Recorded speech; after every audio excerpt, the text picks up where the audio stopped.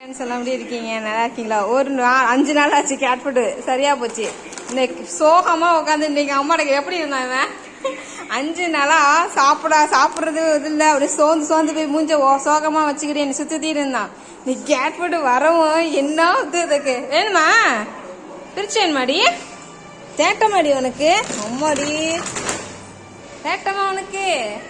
ஏய் பிரிச்சு தரேன். கம்மியா இருக்கிற மாதிரி இருக்கு. 6 kg தானா? பில்லு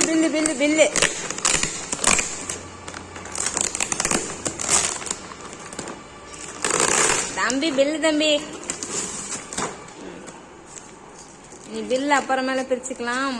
எனக்கு உள்ள கொள்ளது பிரிச்சு ரிவ்யூ பண்ணி காமிங்கம்மா, எனக்கு சாப்பிடணும். அப்படிதானடா? ஜஸ்ட் வெயிட்டடா, அந்த வந்துடுறேன்டா. பில்லு வந்துருச்சு. ஓபன் பண்ணிடலாமா?